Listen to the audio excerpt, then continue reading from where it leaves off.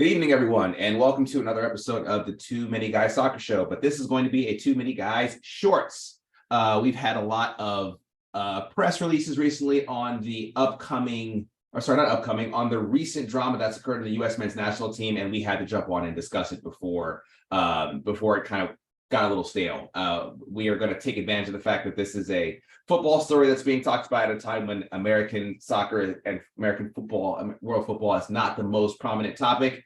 So we're going to jump on this. But before we do, I just want to say, if you're listening to us on YouTube, please like and subscribe to the channel. We post videos at least once a week, and we're upping it to 2 to 3 times a week for the 2023 year. Also, you can contact us at too-many-guys-soccer-show@gmail.com. And if you send me a message and I get to it and it's not entirely negative, I might give you a response.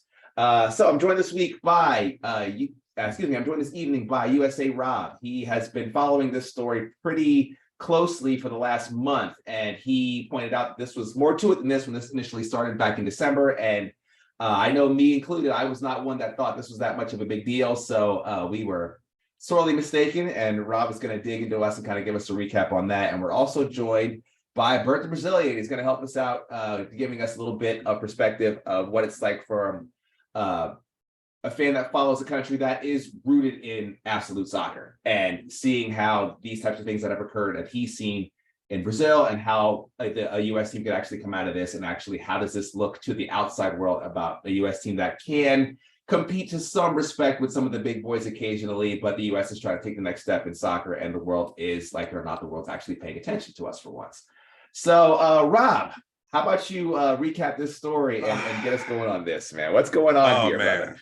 So, I'm just glad Bert's here, because, he can tell us what a proper football country goes through when it comes to the drama outside the lines. So I'm gonna break it down the timeline piece by piece. I was at the World Cup, and so we were puzzled at a couple of things. So I'll get started. At the World Cup, Giovanni Reyna, who was called to the World Cup, we assume he was healthy, didn't play much in the first game, did not play at all the second game. I played a little bit in the third game, I believe, and played a whole half against the Netherlands, okay? So during the group stage, a lot of us were like, where's Gio? We want Gio. Why is he not playing? Why are you putting Jordan Morris in? Is he not? And so now all of our heads were thinking, like, is he not healthy? What's going on? They're not saying. So Gregg Berhalter pretty much at the World Cup said, no, he's fine. We thought Jordan Morris would give us a better chance here and there. Pretty much, deflecting per se. Okay, so what we found out was in December, Gregg Berhalter gave a talk at a conference, at the Charter Works conference here, and he talked about a situation where pretty much a player, he did not name the player, there was having issues with the club, with the team. Was not doing well, not handling, being told that he was not going to be a big part of the World Cup this year. Like, pretty much he wasn't going to start, whatnot. This player kind of appears to throw a little bit of hissy fit. That wasn't happening. Gregg Berhalter talked about that they thought about sending the player home. Once again, at this point, he does not name the player. Then, he has a talk with the player. The leadership council gets involved, and there was apparently rumors of a vote to sort of vote him off the island. That did not happen, according to Tim Ream, who said it on his podcast. There was no vote. Leadership council pretty much, which included, I'm assuming, Tyler Adams, among Weston McKinney, and among other people. We're disappointing you. We need to see more effort from you. Giovanni Reyna apologized, or the player apologized. Sorry, the player apologized. Gregg Berhalter said, and he was squashed it, right? It was squashed. Okay.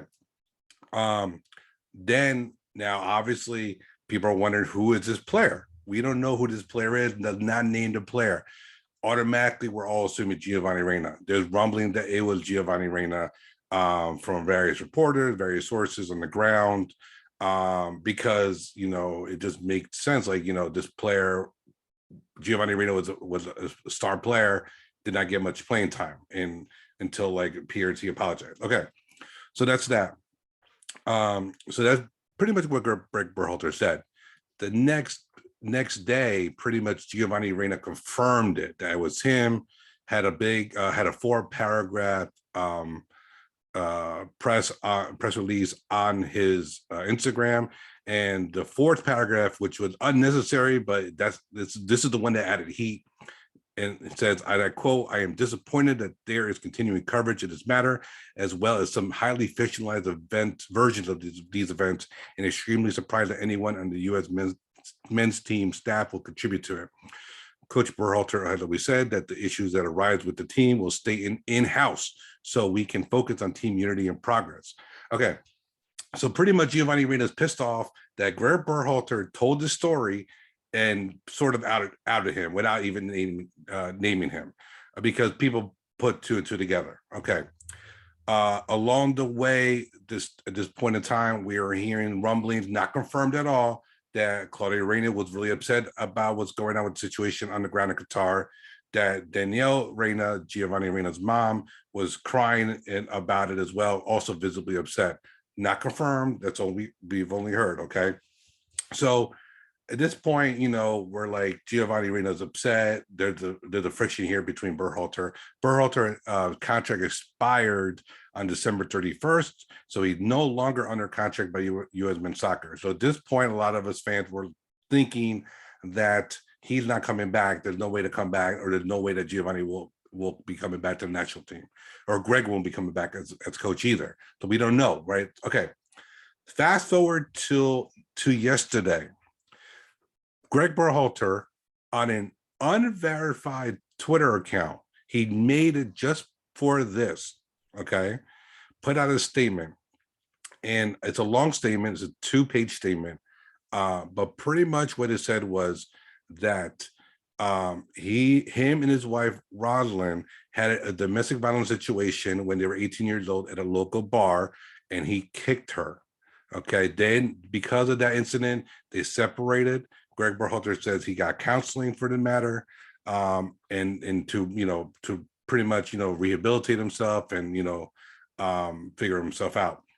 6 months later, they got back together. Gregg Berhalter called Rosalind his soulmate. They got back together, talking again, and then thus they renewed the relationship. They got married, had 4 children, and there's been no incidents ever since that we know of. Okay, so hold that thought. Okay, now Gregg Berhalter, Rosalind, Claudia Reyna, Danielle Reyna are very close connected. So Claudia Reyna and Gregg Berhalter went to school together at St. Benedict's. They played soccer together. They played on a national team together. Danielle Reyna and Rosalind Berhalter were teammates at UNC on the soccer team as well, and were roommates. Okay, so there's a connection. Claudia Reyna, I believe, was Gregg Berhalter's best man at his wedding. Okay, so they're very friendly. They're very close together. Their kids are close together, and obviously they share each other's secrets. Okay, so that's what we know of. Those are facts. Okay. Okay, so along the way, the same day, right after Gregg Berhalter, made his statement on his unverified Twitter account that he just opened up yesterday, U.S. Soccer released a statement saying, upon learning of the allegation against the U.S. men's national team head coach Gregg Berhalter on December 11th, keep that date in mind, December 11th, 2022. That is when the Charter Works leadership conference quotes from Gregg Berhalter came out. Okay, remember that. Okay, U.S. Soccer immediately hired a law firm which is Alston and Bert LLP, to conduct an independent investigation into the matter. Throughout the process, U.S. Soccer has learned about potential inappropriate behavior towards multiple members of our staff by individuals outside of the organization. We take such behavior seriously and have expanded our investigation to include these allegations. Listen here, we appreciate Gregg and Rosalind coming forward to speak openly, and U.S. Soccer condemns these allegations. Okay, so now pretty much what's going on is people are allegedly, where people are going to U.S. Soccer with this information. Gregg Berhalter did not mention that he was being blackmailed, but pretty much that, someone was trying to go after him with this information. So now, the rumor mill is churning. We're trying to figure out who is trying to do this to Gregg Berhalter and Rosalind Berhalter. And we all speculated for some reason, various reasons actually, that it was Claudia Reyna. Okay. But, we got to remember, Claudia Reyna is U.S. soccer royalty. Like he's Danielle Reyna played on the U.S. women's national team. Claudia Reyna played in 3 World Cups. Mm-hmm. He captained one of them as well. Jersey boy as well. So, led the team to the quarterfinal finish in 2002. Like he's the leader of that team. Yeah, exactly. He was the leader of that royalty team. For U.S. soccer. Absolutely. Absolute royalty. Totally. The next day, the news drops that Claudia Reyna and Danielle Reyna confirmed it was dumped. So Danielle Reyna says, let me see here. To set the record straight, I did call U.S. Soccer Sporting Director Ernie Stewart on December 11th. Once again, December 11th is when the Charter Works quotes came out. Just after the news broke that Gregg had made negative statements about my son Gio at the leadership conference. I'd known Ernie for years and consider him a close friend. I wanted to let him know that I was absolutely outraged and devastated that Gio had been put in such a terrible position, and I felt personally betrayed by the action of someone my family has considered a friend for decades. Okay, so as a part of the conversation, I told Ernie that I thought it was especially unfair that Gio, who had apologized for acting immaturely about his playing time, was still being dragged through the mud when Gregg had asked for and received forgiveness for doing something so much worse at the same age. So pretty much she's saying, like, look, like Gio was acting like, like a child, but look, when you were Gio's age, you pretty much hit my best friend, okay? Without going into the details, the statements from yesterday significantly minimize the abuse and the night of question. She is saying that it wasn't just a kick, it was more than that, okay? So she's pretty much contradicting what Gregg is saying. That it wasn't just a kick and then that was the end of it, it was more, okay? So, so Claudia Reyna says, I support my wife, Danielle, in her statement. I too was upset at Gregg's comments about Gio after the U.S. was out of the World Cup, and I appealed to Ernie on December 11th, asking him to prevent any additional comments. While in Qatar, I shared my frustrations about my son's World Cup experience with a couple close friends, Ernie and Brian McBride, who is the general manager. However, at no time did I threaten anyone, nor would I ever do so. Okay, so that's where we are today. Okay. So one other additional note, the U.S. Soccer Federation CEO JT Batson said during the investigation they learned of potentially inappropriate communication and behavior from third parties towards the U.S. Soccer staff. They're investigating what those were as well. So we don't know specifically what that is either. So yeah, Stead, there's a lot to unpack here. Pretty much what we got was we have a domestic violence situation many years ago that Gregg Berhalter, according to him, when counseling for, Rosalind forgave him, and they've had a marriage and they've had children ever since. And there was a space and time between the incident and them getting back together. So she wasn't in a situation where she couldn't leave or whatever. Okay. So that's important to know. Do we have Danielle Reyna pretty much saying that no, it was not just that, it was more on. He's saying Gregg minimized what actually happened that night. That's what she's saying. Yeah, yes. Pretty much. Yeah. Okay. Now you can look at this from multiple different ways. You can look at it as a mama bear and a papa bear taking care of their cub. And we all been there. Stead, you have children. Who's 20? Who's 20? Who's 20? Yeah, but you know what? Yeah, I moved out at 17. Yeah, but you know what, Stead? You're to your parents, you're still a baby. You're still their baby, and my mom too, and your kids and my kids will still be our babies when they're 50 years old. Okay. So, but the very fact that she was so upset, and Claudia was so upset about Giovanni being treated this way, and also because Gregg talked about it without naming Gio at a leadership conference, that they were going to U.S. Soccer with you know what, you do this, we're going to tell your dirty laundry. And that just boggles my mind. Yeah. Let me jump in here, because I think the first reply to the statement posted by the representation for Claudia Reyna is, how anyone in the Reyna household thought by doing this they'd look good is mind-boggling. I could not agree more. First of all, I have a real issue with Danielle's statement. I have a real issue, because I cannot imagine that somebody who had the opportunity to have some forethought and to have some planning would put out a statement like that. Because when you read the statement, and I'm not going to read the statement, but when I look at it, who is that statement about? It's about her. She's talking about herself and how she felt. Okay, you're using domestic violence that occurred between two 18-year-olds as your own personal trauma about why you're mad the way your son's being treated. At any time does she talk about the person who was the actual victim of the domestic violence? Her best friend. No. She says nothing about her, other than that was my friend and I forgave him and that was my trauma. No, it wasn't. That was her trauma. That was between her family, and the coach and his family. But that's still a moot point, because it was 31 years ago. It was 31 years ago.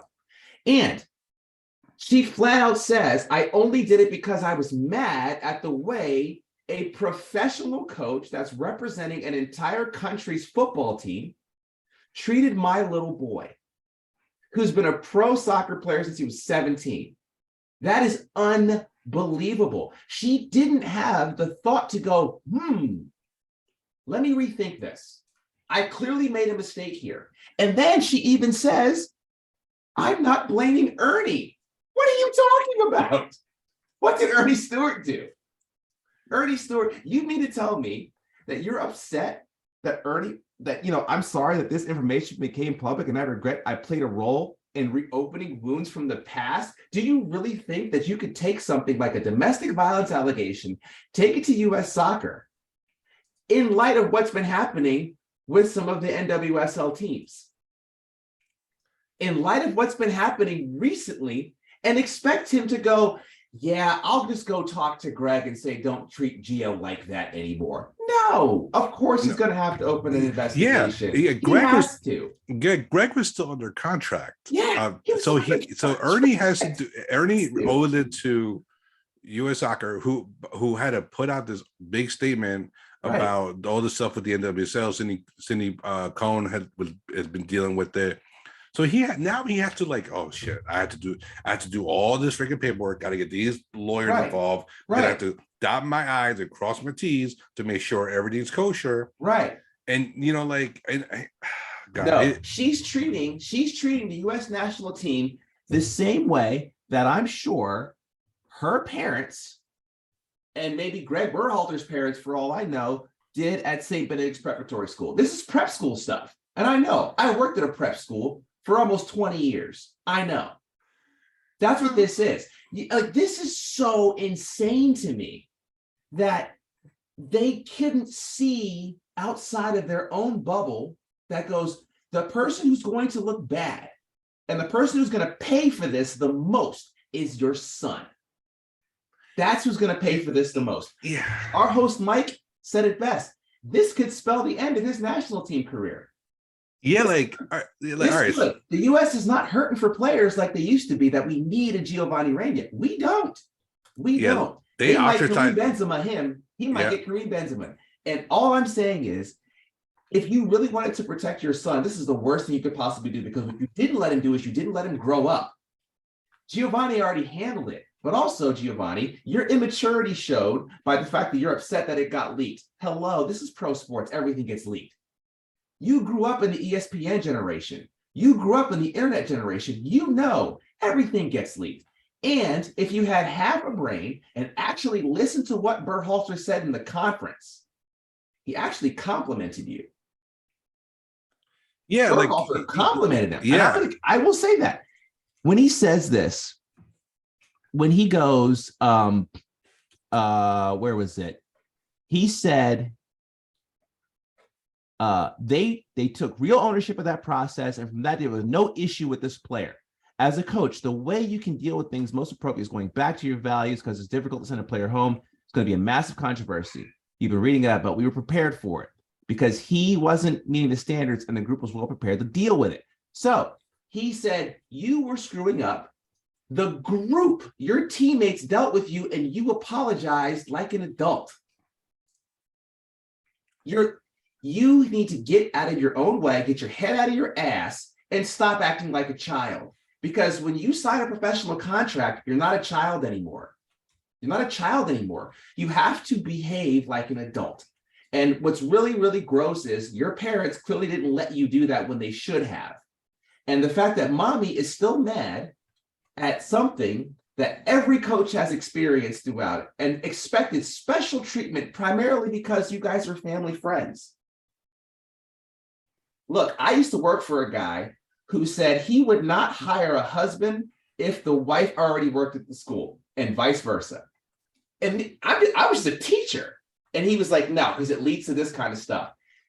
You are now saying the coach of the U.S. men's national team, think about that. The U.S. men's national team has to treat your little boy, who's the second youngest kid on the team, by the way, the second youngest one on the team. You have to give him special treatment because I am friends with you. I was friends with you. I was friends with your wife. You know my kids. I know your kids. I expect he's going to play. And Dad, Claudio, I'm sure, was probably just hanging around with his buddies, just complaining. Yeah. I mean, come on. Yapping. He's just yapping. He's just yapping with his boys. Yeah, Gregg's all right, man, but he should be playing. Gio's better than that dude. That's all he was. I guarantee that's all he was doing. And now he has to come out, defend his wife, and say, I never, and when he says I never threatened anybody, I believe him. That's the strongest statement he made. That whole statement, that's the strongest thing he said was, I never threatened anybody. That's his way of saying, I was just talking shit with my friends. This is sickening. This is sickening. And the only thing positive about this is it's a national story about the U.S. men's national team. Yeah, because what got lost in the shuffle is we have two friendlies coming up, and we have a camp coming up that we affectionately call a Camp Cupcake. Because it's easy, blah blah blah. And we don't have a coach. Who's gonna run it? Now we found out that Anthony Hudson will be running things for the two games. Because U.S. Soccer has said that what this current situation does not preclude Berhalter from candidacy for the position. So that means to me a couple of things. Number one, that he's a strong candidate to come back. That's number one. Number two, that he would have been back if it wasn't for this. He would this would have been settled. He new contract, here you go. But once December 11th hit, it was a done deal. Now, Claudio being and Danielle being upset about their son not potentially playing in his World Cup is kind of interesting because Claudio Reyna didn't play the '94 World Cup. Around the same age, didn't play at the '94 World Cup. Giovanni at least got 7 minutes in the first game. Okay, right, all right. And Gio's been hurt for like 70% of the past calendar year. He's been hurt. Exactly. So all right. So Burr has been sitting here listening to the TMZ version of US Soccer. I got more I want to say, but I also want to jump to Bert because Bert, let me say this too. I think this reeks of how juvenile US Soccer is. But go ahead. Yeah, tell us. Have you seen anything like this in Brazil? Anything similar with people's wives and parents and crap? Could you imagine Mario's mom marching down, going up to Going up to The- Mario Zagallo, boy, you play my little boy. if they're ever getting involved, it would be with each other in the parking lot, having disputes about whose child is better or whatever. Nothing ever really that has to do with the coach or anything like that.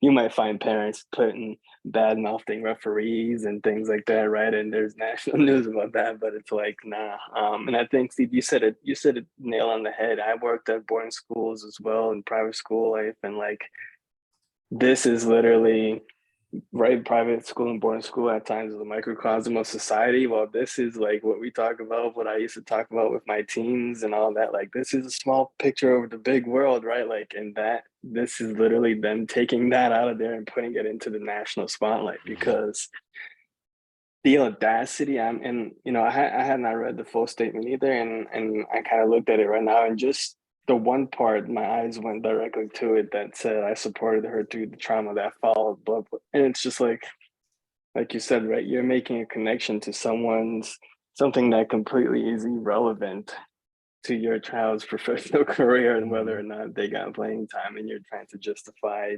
So yeah, it's just ridiculous. But I think from my experience and different types of things that I've seen around Brazilian soccer, what's going to happen is one or the other is going to have to go. And right, that's always the case. One or the other goes. It's either something is going to happen and this is going to be like the catapulsion that Gio needed, something, right? Like all of a sudden he comes out of the mud and it's like, oh my God, yeah, you know what? They were right. You should have blah, blah, blah, blah, blah. It's still somehow this thing about the abuse is going to get probably separated, right? I mean, because they should be. They're two completely irrelevant things. Or like you were saying, Rob, right? They kind of wanted. It seemed like the coach was on his way back anyway, and I think if all ends up well, investigations go well, he's probably going to be the one that comes back, and then.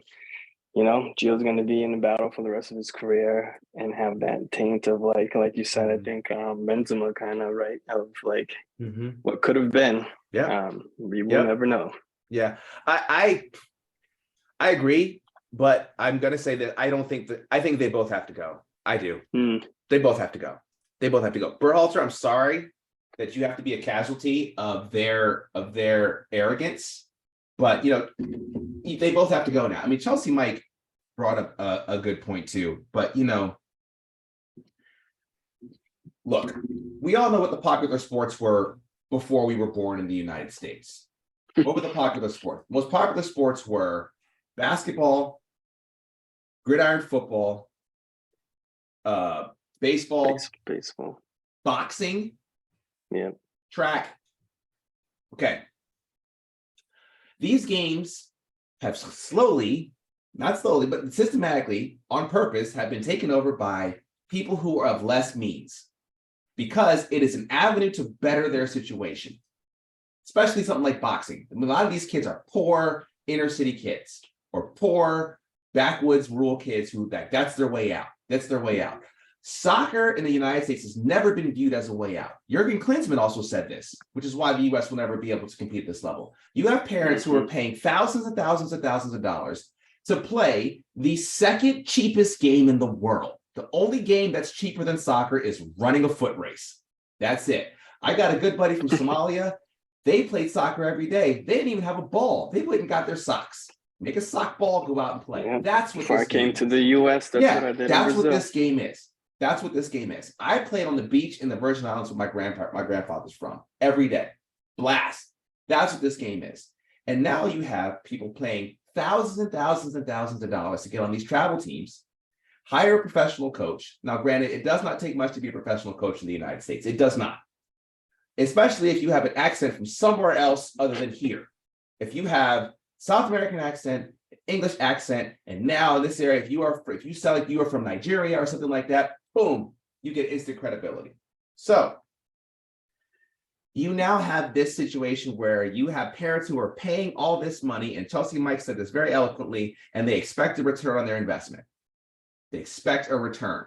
And so now, Bert, I'm sure you've seen this too, in these prep schools, parents have paid 30, 40, and in this area, $50,000 to send their kids to these prep schools. Prep schools, though, want to be competitive. They want to be good at sports. So they often bring in kids on scholarship who probably couldn't physically afford to pay the tuition fees. And those kids come in and they're playing for those teams. Those parents are angry because they're saying, no, I paid for my kid to go here. I want him on the basketball team. And now, what was the sport they could do that with? There's two, soccer, and you're seeing that slowly whittle away, and lacrosse. I'm gonna say lacrosse. I'm gonna say it. I'm gonna say lacrosse. So now, now it is. Look at the U.S. team back from when I was a kid watching it. There was a few Black youths in the team, maybe a couple of people of Hispanic descent, and everybody else was white. And now you're seeing a much, much different team. A much different team. And yet, Reyna's family, his grandfather's from Argentina. So this is like, okay, wait a minute. I thought you would kind of know better than this, which is why I think this is much more of a mom issue. But you have his mom, who clearly did not grow up that way. Clearly, she was taken, and the women's game is vastly different from the men's game. It's vastly different. And I will always say that to the end, it's a different animal. But she has that same mentality. She has that same mentality. And that's going to continue to stunt the growth of U.S. soccer. Zlatan said it. Klinsmann said it. There's a great video by a guy who I've talked about multiple times. His name is Alfie something. He has a series called HITC Sevens on YouTube. And he talks about why U.S. players are just not developing the way you expect a country with every imaginable resource you could have. We have the best skiers in the world. Like, skiing? What are you talking about? But this is the only country where you can do everything you want and you never have to leave. You can stay right. You don't even need a passport. So I know I'm kind of going on a little rant here, but it is because now that stereotype of U.S. soccer has been pulled back into the forefront because of the actions of Gio Reyna's parents. You have to get rid of whatever Gio's role has been with U.S. soccer. He's gone. He's got to stay as far away as possible. Berhalter, I'm sorry, you got to go. You got to go, because I understand that was a relationship. You didn't square away what that meant when you brought their son on the national team. You didn't take care of that early like you should have. Because of that, that's actually a great point. Yeah, because going forward, y'all are supposed to be best friends like you claim you are. You should have handled that really quickly. Yeah, we are. Why they're friends? Like, call each other on the phone. Yeah, squash it. Like, make a phone call, squash it. Figure it out. Like, y'all friends. That's like, true. Look, be like, no. Greg could have been like, look, it's a soccer decision. We handle it. Now, my apologies, and then I mean that to get out, but I was trying to show that we had a situation with Gio, and we as a team, went past that. We handled it as a team. Right. So like it wasn't a knock. He owned it. There's nothing more respectful than owning your own bullshit. Yeah. But then that's how you get respect. Well, Gio owned it in the first 3 paragraphs of his statement. That's true. And then he whined. Yeah. Then he whined on the 4th paragraph. It's like it feels like the 3 paragraphs, the first 3 are like written by like a coach or a someone in publicity. Yeah. And then Gio's like, what? I'm gonna finish the statement. Right.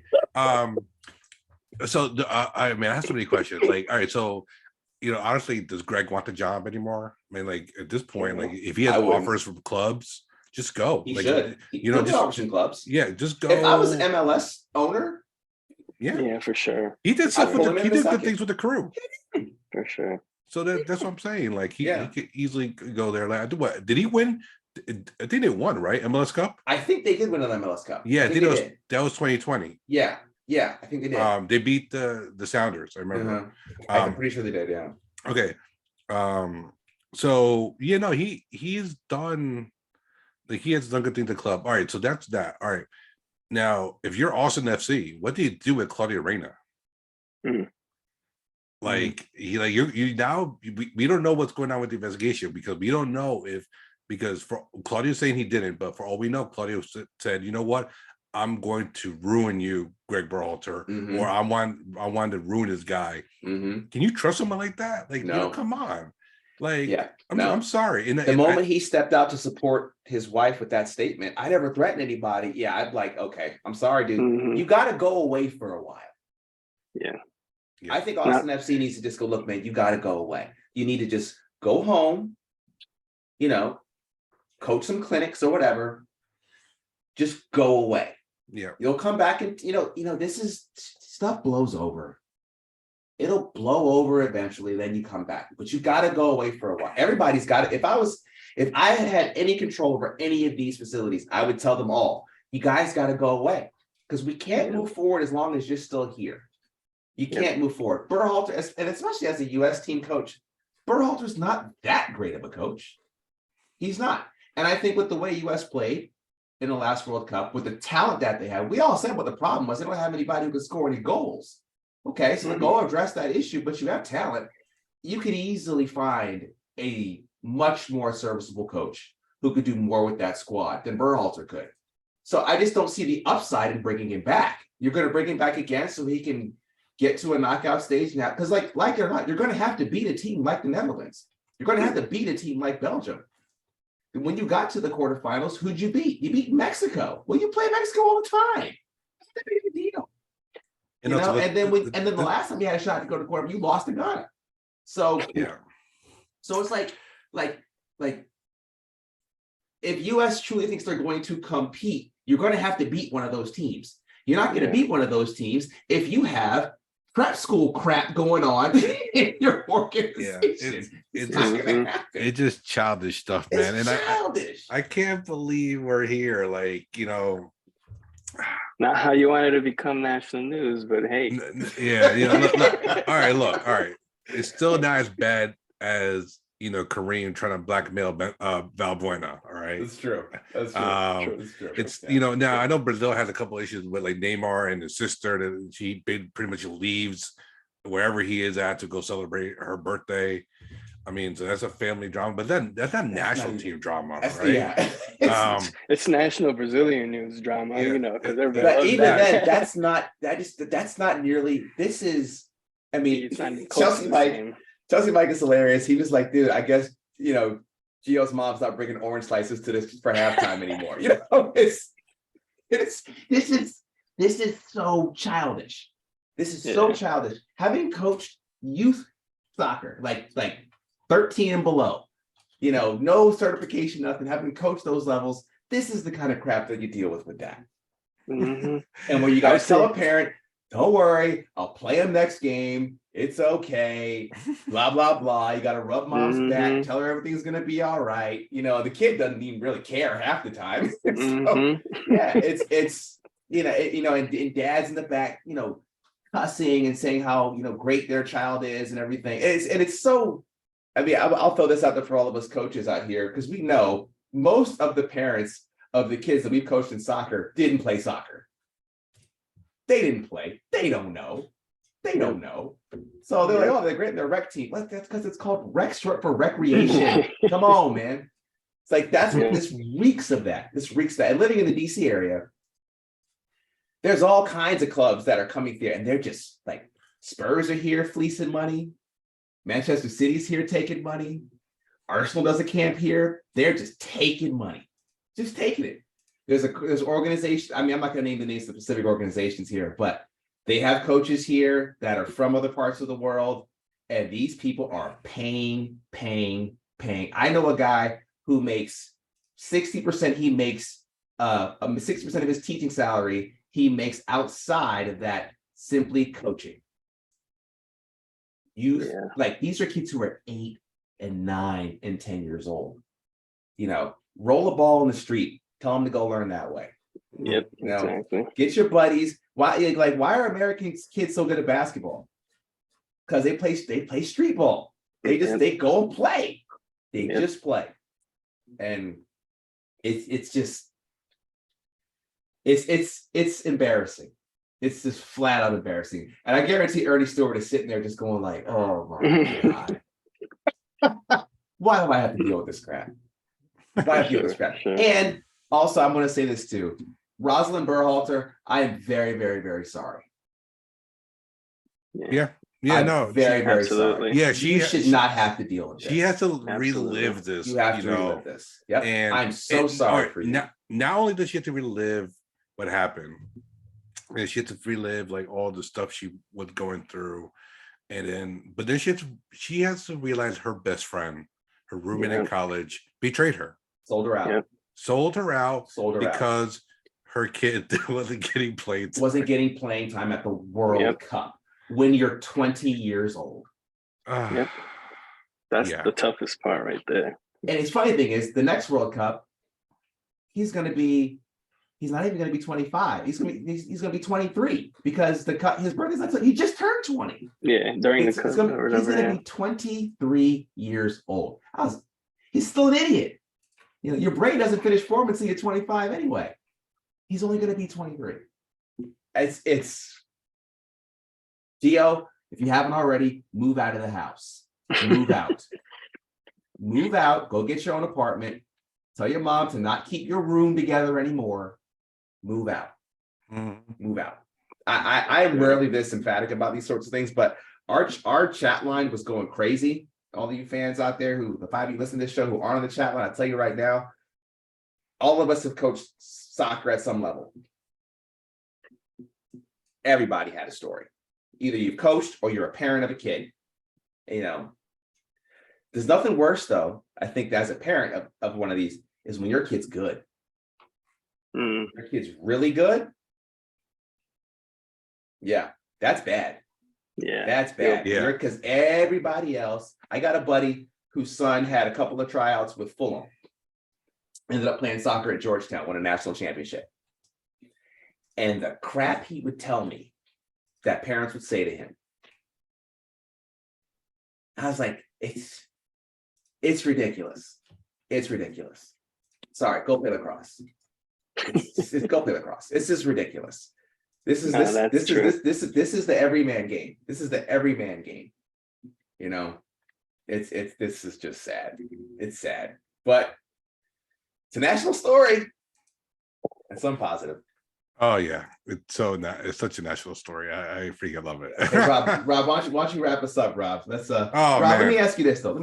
Yeah. Because I think you're going to have a better perspective on this than I am. Like where does the U.S. soccer go from here? Because as you were telling me before, you know, you're on Discord, you follow the situations with the U.S. team very closely. Where does the U.S. go from here? What do you think? Like, let's say it's January 4th, 2024. What do things look like? I don't think Berhalter's back. I think, and honestly, you know, it might be just a mutual thing. You know, U.S. soccer probably doesn't want anything to do with someone who did not pay for his domestic violence situation. So even though it's so long ago, even though the victim of is now married to Gregg, and they live happily ever after, apparently, they probably want no part of it. It's probably just like they wash their hands of it, especially with all the stuff with the NWSL and all that. Okay, Gregg probably wants no part of it either, because he's like, you know what, this is a mess. If I want to repair my relationship, I need to not be in a position where I am going to have to deal with Giovanni Reyna on a professional level. So he's just going to have to, like, I'm going to wash my hands of it. I think Giovanni Reyna will be back in the national team because, frankly, he's pretty good when he's on. That's true. You know, I think he will too. And remember, we gotta remember, I know he has a lot of injuries lately, but we had this same situation with Pulisic at one point, and he figured it out. Like he figured it out. Like he got in the weight room or something. He got really fit. Well, they're 20. They got to thicken up a little bit. Their bodies are still not growing. Yeah, I didn't feel out until I was damn near 30. They need a Bayern Munich workout. Like, all right, you should look at Alphonso Davies. The dude came back from a hammy and like tore it up at the World Cup. Yeah, Okay. quads like this too. Yeah. He just cut. Unbelievable. But, That's one reason why he's not coming back, right? Because I feel like if he comes back, then every connection then is going to be like, well, are you now keeping him or playing him more? You should be playing him less, but you're not going to because of this and that. Sorry, Yeah. come on, bro. Yeah, it's a lose-lose. You're right. That's a lose-lose. He plays him too much, it's pressure. You're playing not enough, you're angry. You got to act right. Yeah, you're right. And now, like, for all we know, certain players might not like the fact that he put the stuff out there at Charter Works in the leadership conference. So it probably just best for Gregg to say, hey, look, I did what I had to do. I instituted a way of playing. We held our own against some of the world's best. It had a positive tournament. And in a positive tournament, they got out of a very difficult group. Okay. And they won the game they had to win. They were in a position to beat Wales and England, mind you, as well. So yeah, 2024, a year from now, they'll Berhalter won't be there. Giovanni will be playing again and in friendlies, get ready for the World Cup, and also for the Copa America, hopefully. But yeah, it's a total mess. For a month or so, the US soccer turned into TMZ. Yeah. And it's like a car fire. You just can't turn away. Yep. You like it's I'm sad. like, I'm drooling. I'm I'm salivating. And I'm gonna break the fourth wall a little bit over here. It makes for good content. You're talking about it, and we're gonna put this out there, and hopefully somebody likes it. And Stead needs to publish it tonight. Yes. Yes. I used to go to bed early. I'm gonna wait for this to get. I'm gonna wait for this download. I'm putting this up tonight. Absolutely. Absolutely. But yeah. So man, what a story. And it's not over. That's the thing. It's not over. I'm telling you, it's not over. No. We're gonna find out more when this report comes out. Yep. There's text messages. Like US Soccer is gonna go to Ernie's phone. Yep. His official phone probably. Yep. So it's a lot to still come out because we thought it was over a few weeks ago, and it's not. And there's still a lot to be had. Yeah. Well, I've always been a fan of Bernie Stewart, so hopefully he doesn't. I think he actually comes out looking good. He's like, no, I did what I had to do. Did what I was supposed to do. He had to protect his employer. Absolutely. And I also, I'm going to give Giovanni a pass. Reyna, I'm going to give him a pass. I can understand why he's upset that it got out. He needs to kind of understand that that's just not going to happen anymore. Stuff gets out, and he'd been better off just writing the first 3 paragraphs and just being like, "It's in the past. I'm moving forward. I'm not going to even think about it anymore." He would have been better off doing that, and he'll learn that as he gets older. He was 19 when this was happening. He just turned 20, so I give him a pass, and I don't think he should have to pay for this. His parents, though, they need to go take a long look in the mirror and take some real responsibility for their actions because they are showing less maturity than their children. So thank you guys all for coming on. Rob, again, you always got the juice, man. You always got the juice. I keep my ear to the ground, man. I love it. Yeah, man. And Bert, we haven't seen you in a while, so glad to get you back on. Just to even give some outside perspective about how, you're really seeing that this is a US thing as far as this type of drama. This is a US thing, and it also shows the infancy of American soccer, because even that being said, could you imagine if an NBA coach had his buddy's son on the team and this happened? No, you couldn't imagine it. We have arrived. Yeah. Or we have arrived to the football world. We're coming. Yeah, we're coming. All right. So for the Too Many Guys show, this is a Too Many Guys short with Rob and Bert. I'm Stead. And thank you guys. And again, like, subscribe, email us at toomanyguyssoccershow@gmail.com. And we will see you next time. Good night, everybody.